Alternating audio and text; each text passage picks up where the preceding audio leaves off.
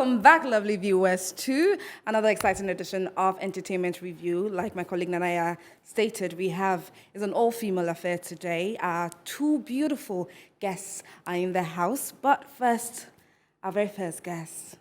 Before we went on a break, Nanaya introduced her as, the 2016 Unsung Artist of the Year. She's been missing in the music scene for a very long time. And see, funny thing is, I met her earlier and I couldn't recognize her. Hey, how can you do how that? could I? Really? Okay, so our first guest for today is none other than Adomaa. Hi. Welcome. This is Thank Entertainment you. Review on Metro TV. So much for having me. I'm super elated to see. Yes. Oh, thank you. I'm going to steal the style. That's good. I mean, we haven't seen you for a long time, but I would love to ask, in 2016, when you won the Unsung Artist of the Year, I mean, your category was very, very, very tough. Ebony was in my category. Yes, you had Wano, Yeah, Feli Luna, is it Perez, and also there was someone else, Ni something. Yeah, exactly. Yeah. I mean, when you won, it came with serious backlash. Yeah.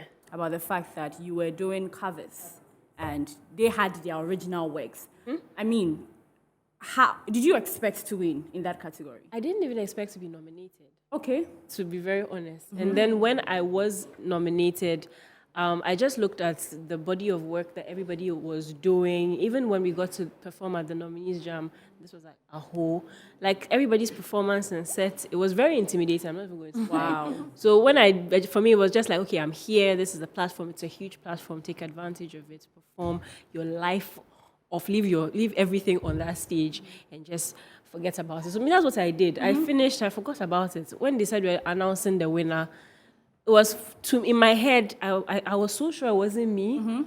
I was so detached from the entire process because I remember they made us sit outside, and then some people would come and pass by and like, oh, I'm looking at the winner right now, and then they were looking at all of us, and everybody's like, yeah, it's me. This one is like, it's me. I'm just like, can we just announce so that I can go home?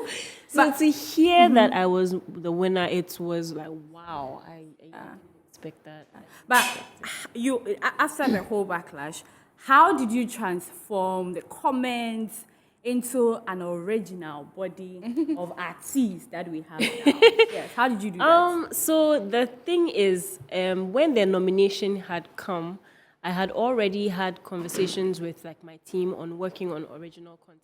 So I had started recording songs. Okay. By the time the nomination came, by the time the announcement was made, I had just put out my very first EP. This was my very first original, because before there was covers. Yeah, Covers, the very, very first one.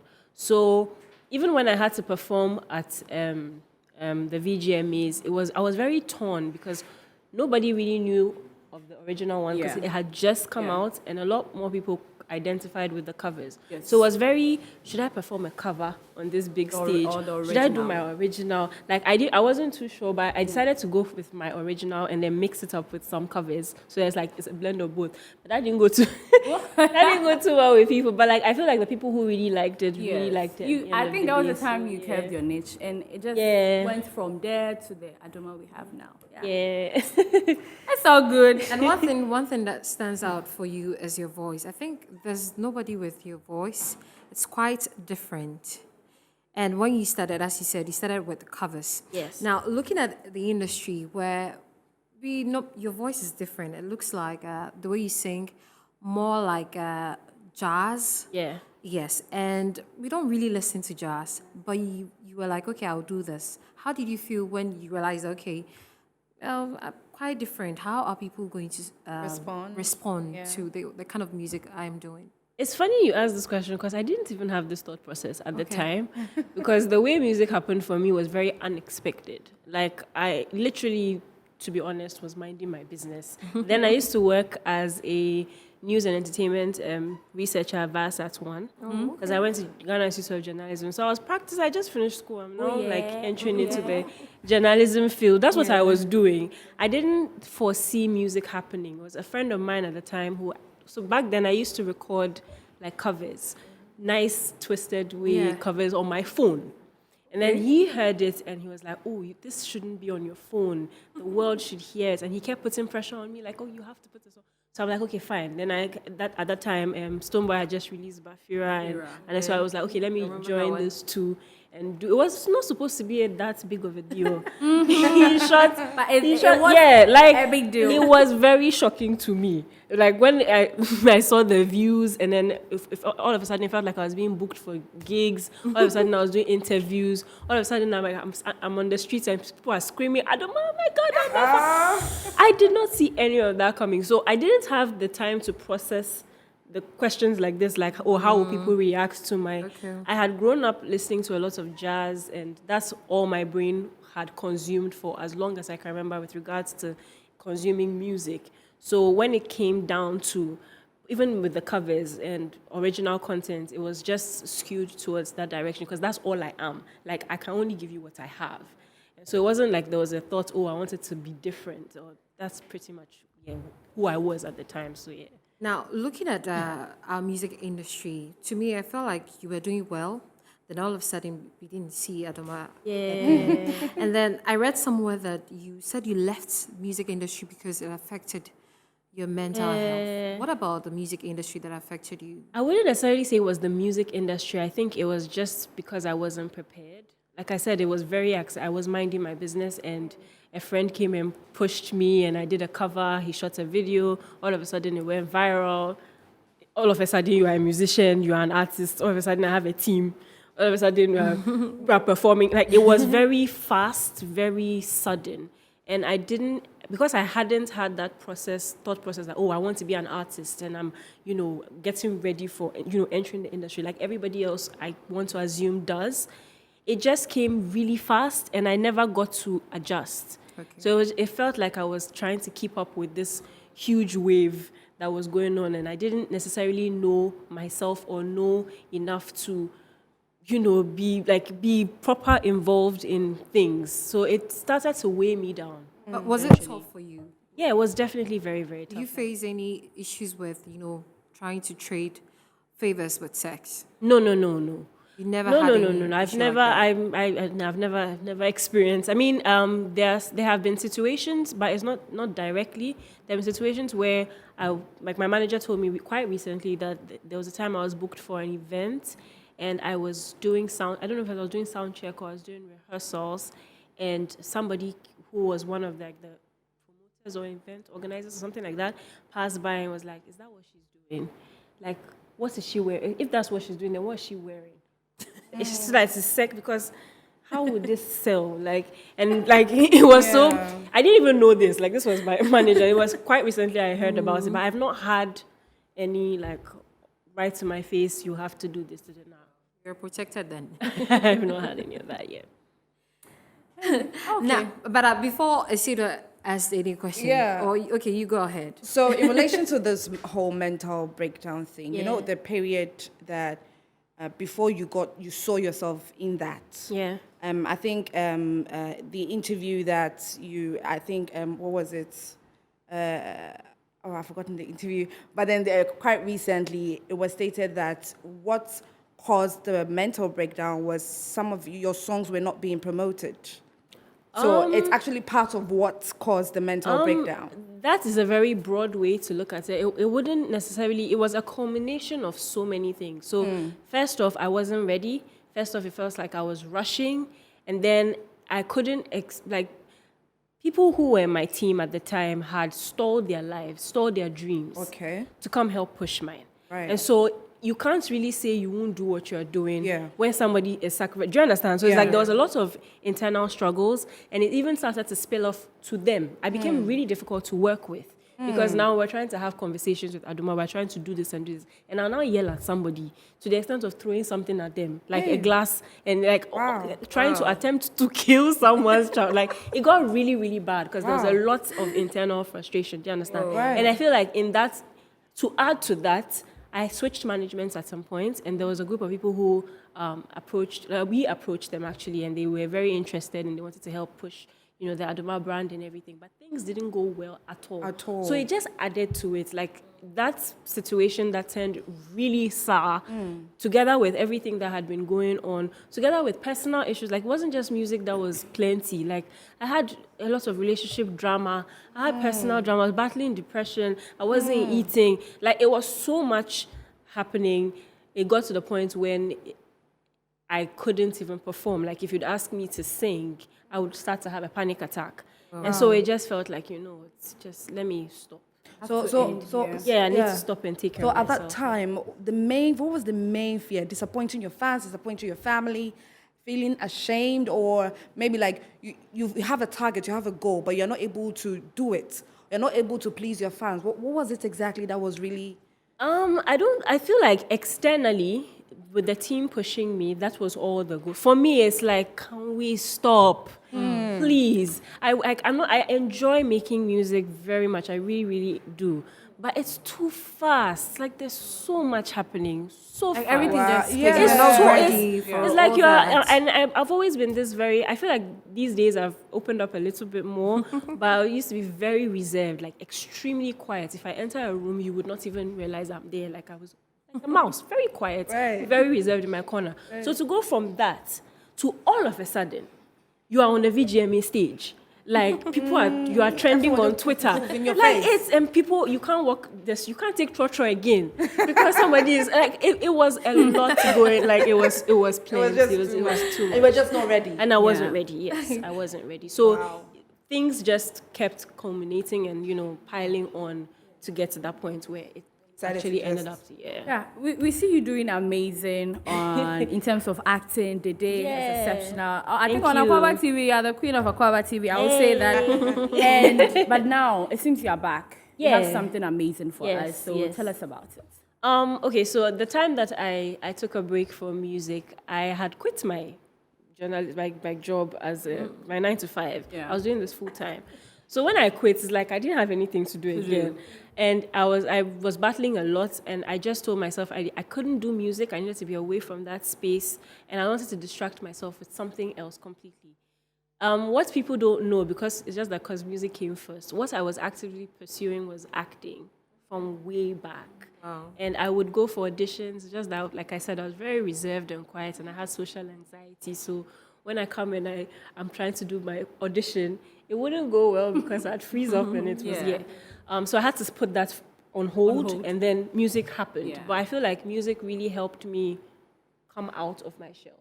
So at the time when the break happened, and I was looking for something, acting opportunities came. And this time I was able to take them, and it was exactly what I needed at that time. It was the perfect distraction, a passion I'm like a trade I'm really, really, really passionate about. It was, I got booked for a job, a TV series in Nigeria. So I was out of Ghana, like a new different place, new experience. And I felt like that really helped it helped put me in a very good place. So by the time I came back, I was already in a much better space. Yeah. I went through therapy, went through a lot of self-reflection, and that helped develop my love back for acting. Back for music, I mean. Music. So moving on, making the decision to come back into music, moving on, I felt like because I wouldn't have come back to music if acting didn't happen. And I wouldn't even have gotten into acting if music didn't happen. Didn't happen. Do you understand? It's like a so process. It's now everything is synchronized. It's synchronized. So coming back, I felt like I wanted to add the acting bits to the music. So it's not just music. So basically the project is called Becoming Adomaa. It's an EP. I don't want to call it an EP because it's so much more than an EP. It's a 7-track EP for the music, but it's also a movie. Okay. So we culminated everything, the journey from when I started to now, all the mental health struggles, everything. We wrote a beautiful script. I got my current personal manager, Kafi, to direct it. I got a few of my friends in the industry to cameo in it, and we shot a film. But it's also the music. Do you understand? Wow. 2 in 1.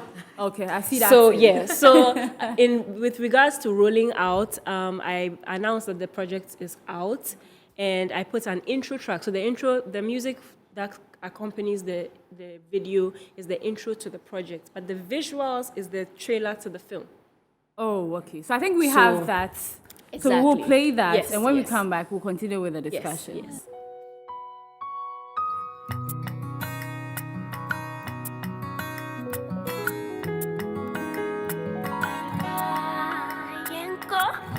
When I wake up in the morning and my hair is all a mess,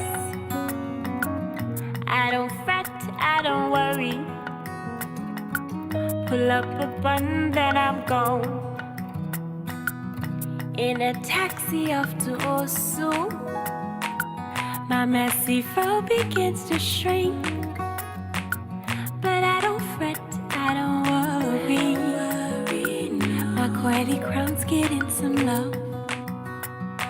I love my braids and butternuts, my twist and sister locks. I want my kiki braids crochet, my curls and Marley locks to sway. Me penny sao, me smile make it know. Brand new hair, brand new me. Me penny sao, me smile make it know. Brand new hair, brand new me. Now if you are feeling super quirky, and when you miss your local roots, pull out those clips and comb the afro, and maybe stretch it with some thread.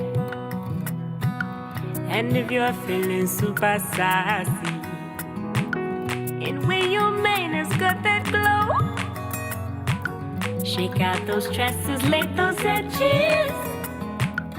There's nothing sassier than your fro. I love my braids and butternuts, my twist and sister locks. I want my geeky braids crochet, my curls and Marley locks display. Me penny sao, me smile and I can know. Brand new hair, brand new me. Me penny sao. Brand new hair, brand new me, brand new hair. You got it sound, yeah. Brand new hair, brand new me. You got it sound.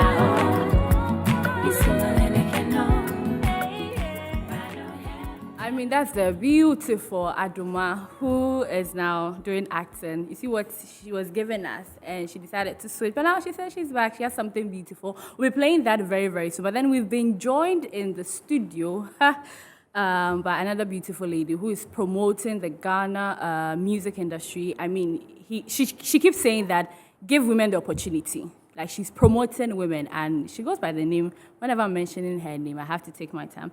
She's Christina Carmel, and she is a media personality. She's a Ghanaian, UK-based media personality, A&R, and also a music marketer. Anything Ghana, Niger, UK, she is the plug, yes. Christina, how are you doing? I'm good. How's everyone? Yeah, also good. And today, we are talking about gender inequality in the Ghana music industry, and I'm so happy we are all ladies here. And I have Adomaa here, who wasn't shy. Just give us an experience she went through, and we will put all that together. But Christina, since you are here, we'll just move straight into our conversation. The reality is that there's inequality in the Ghana music industry. Abroad there is, but today we are focusing in Ghana. There's imbalance everywhere. Music producers, music video directors, music marketers. We have a few like yourself, and so on and so forth. Today we want to see our thoughts, the effects on the industry, and also find solutions before we move here. So we'll just move on to my first question that I want to ask you is, what is causing that inequality in the system? That's a good question. I think, do you know what? I think a lot of women do not necessarily align themselves with coming in the industry, especially if it's towards the business side of it. They would rather, if anything, they would probably do the singing and then maybe dancing, but the behind the scenes stuff is mainly just men. Yeah. Why that is and why women don't go forward, I'm not sure. Already it's male dominated anyway. It's always going to be like that. And I don't know if that hinders women from then deciding that, okay, if I go in, these are the challenges I have to face, but I'm willing to do it. I think a lot of women look at it and they say, actually, you know what, let me just figure another lane, or let me just do the singing where I can get a manager who might be a man to navigate this thing for me. I don't know if it's fear. I don't know. Do you believe sometimes artists themselves, the female artists, tend to think like the men have been in the industry for a long time, so let me put my career in the hands of a man rather than a woman? Do you feel it's like that? Because they have the expertise, that is the thing. I don't think do you know what? It's not even expertise, because even me, being in this game, everybody told me to get a male manager. Everybody's told me to, everybody, because when you navigate this thing as a woman on your own, the things that come with that and the accessibility and people get comfortable, comfortability breeds disrespect. I always say that. Men get over familiar. So it's better sometimes, what people have said, for a man to deal with a man to navigate business. And I've been told, these are the things they say, like, when a woman is doing business with a man, it takes longer because there's in-between conversations. Yes. Between a man and a man, it's 2 minutes, contract is done. Yes. And you just think, well, how is that? Wasn't I not saying the same thing? Mm-hmm. Yeah. So I think that side of it as well. And I'm not exactly against that, because I feel like this industry can get really crazy. It can get really gritty. Mm-hmm. And if you don't know as a woman how to navigate the business, you will find yourself in all sorts of places that you don't belong in. So sometimes for that protective thing, maybe consider it. I don't necessarily think it's, unless you have a woman who is like so cutthroat and just zero tolerance, then you're able to move. Are you surprised about the experience she went through coming into the industry? I think maybe the perception was it's going to be easy, but then she comes in and it's hitting her left and right. I mean, even the time when she felt she has done something, people have appreciated her, she gets backlash. So, like, are you surprised about her experience? Not at all. I was sitting there listening and I said, yep, sounds about right. It sounds about right. Like, and it's unfortunate. Your experience is so unfortunate because it takes away from the talent. And, you took a break. It's a break that may not necessarily your fans would have wanted, but you've had to do it for yourself. And these are the repercussions of the game, essentially, because now, you taking a break, what does that look like for you? That's money loss as well. Like, people don't understand, like, the technicalities of it all. You're losing money, your fans are not getting your music, but you have to put yourself first. Had people have behaved properly, you wouldn't have not been in that situation as a woman. And these are the things that, it's unfortunate, but it's all part of it. I mean, we'll continue the conversation, but then Adomaa's video is now ready. After the whole break, something nice she cooked for us. Let's take a look.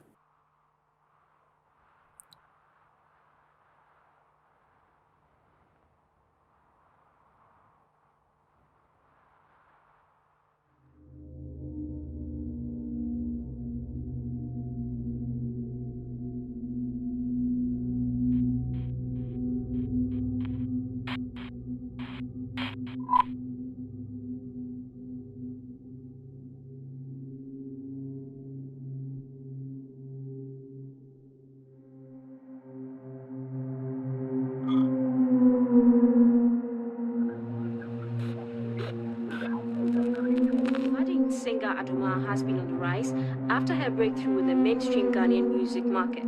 Her successful following on social media. She's also earned the title The Voice of the Future with a selection of remix covers of Ghanaian hit songs. She is a true definition of a songbird, and her voice adds a minus touch to the song. You've got an amazing voice, and actually parts of you sound like Asha for real. I'm telling you. This girl's got talent. Becoming Adomaa. What a teaser. Yeah, what a teaser. I love that teaser. Wow. Before we go to Christina, tell us what is it about? What we just watched. So I like that when the video was playing, I heard one of the comments that the music sounds very much like it's like a movie. That's exactly what I wanted to inspire. So the sound on its own, for those who have heard it, because the visuals I've not shared that with a lot of people. Yeah. Some people have heard the music and it's like, oh, it inspires visuals. It's like I'm watching a movie, but it's like music. Like, that's exactly what it is. And it basically journals from when I started in 2015, everything. the struggles, the everything, especially as it pertains to the mental health issues. Okay. So it's just journaling all Okay. of that into one beautiful body of work. Right. I'm so looking forward to it. Yeah. Now, Christina, you've outlined everything that is wrong with the industry. Yes. What solutions can we, what can we do about it? There's a lot to be done. There's so much to be done, but I think one of the main things is that women should just move forward and just do it. Yeah. I think the more women that push this door down, it will fall over. Yeah. And I think then we will have a voice, and then we'll be able to move. I think the more, don't overthink this thing. This industry is crazy, but I think there are so many rooms for change, and our opinion matters, sometimes even more so than a man. Sometimes we know, but we will not say anything because we let the men do their thing. But we need to understand that our voice could be even bigger, and we're powerhouses. Yeah. So I'm just saying, like, all women, just come into the game, come into the industry, and let's just slowly just take over. Okay. Can it be that we don't have money? Like the women in the industry don't really have money. And money is power. So if you don't really have the resources, then you don't have a voice. Is that not the case? But I think a lot of people that come into the industry don't necessarily have money. Yeah. I think you have to, it's just like a business, you have to grow it. So you have to just be like strategic and creative with your ideas. And I've met a lot of women whose ideas are brilliant, but just don't want to put it out there. I think it's a confidence thing, and and I think it's fear, slightly. Right. Yeah. Right. Because I've met some brilliant women who will just keep their ideas to themselves or make suggestions. It's very quiet, or have an idea and slide it to a man to pitch. Right. Oh, That you happens. see? Right. I think That sometimes happens. I feel the social role has to play a part. Growing up, I mean, Not bringing at all. exactly, Yeah. they The are upbringing bringing. in Ghana Even here. growing up, I mean, they try to put the men in front. They try to put the men in front. So it sometimes gets you intimidated. But then Christina is a creator and, like I said, a music marketer, and she does the little she can to promote the Ghana music industry. And that's the one thing I love about it. Even though she's been in the UK, she's been in Nigeria, now she's in Ghana, and she has something amazing coming up. And that's what you see on your screen. I'm hoping you guys will get a sound. Okay. So, Christina, tell us about that. That's an upcoming, you already do the Carmel show, Yes. the VIP Unlocked, Yes. and you shot this one. Tell us about it.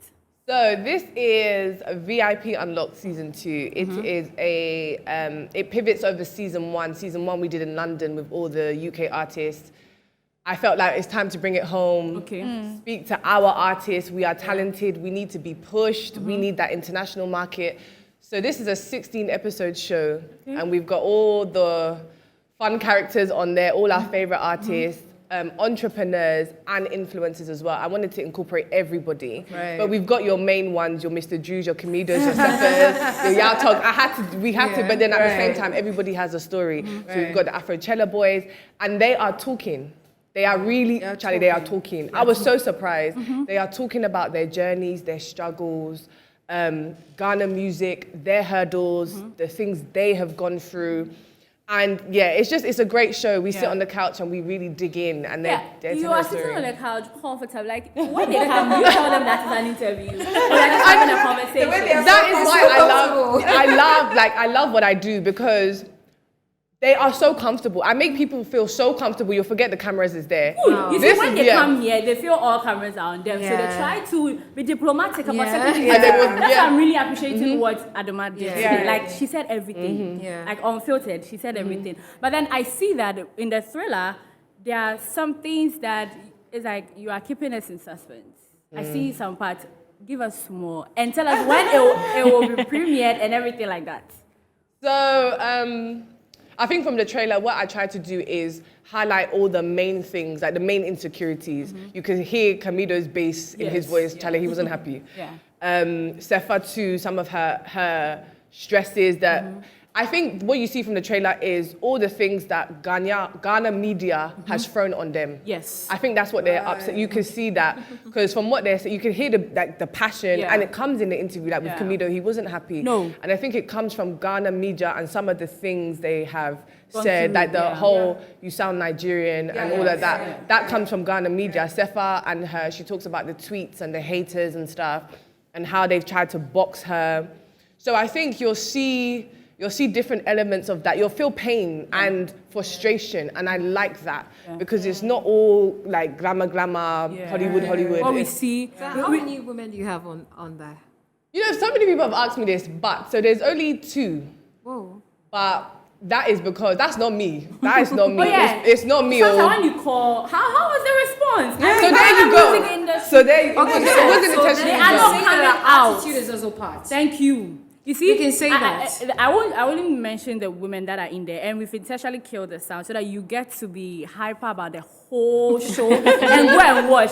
But then she mentioned, you see the ladies in there, but the guys were all out. Tell us about this whole attitude where when you call for interview, people don't want to show up. They don't want to come. They're like, who are you coming to do the interview? I am better for your show. Like, why are you calling me? It's so crazy because out of the 2 women, one I've known for years. So she's good to go. Yeah. The other one came and she was just like a superstar. She was great. She sat down. She was comfortable. And see, a lot of these Ghana artists, I've known them for years. Like, even when I was working with the Nigerians, they were always like, when are you coming to work with us and stuff. But even then, some of the ones I've known for years were doing Hollywood. I was very, very surprised because don't now come and cry when you want international market or you want people outside to hear your story. When I give you a platform, please take it, because now everybody's chasing me. Chade, season's done. Like, if I choose to do it again, then I'll call you, but take this take the opportunity. That's one thing about Ghana artists here.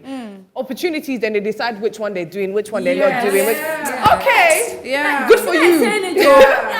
Good for you. Like, I know the biggest artists in Nigeria who don't flex like that. I remember even, and this is like, even a friend of mine who does media, who had like 600 followers, wanted to shoot content. Wizkid allowed this man into his home, into his garden, where his child is, with his child's mother, where they were just chilling to film content. Wizkid.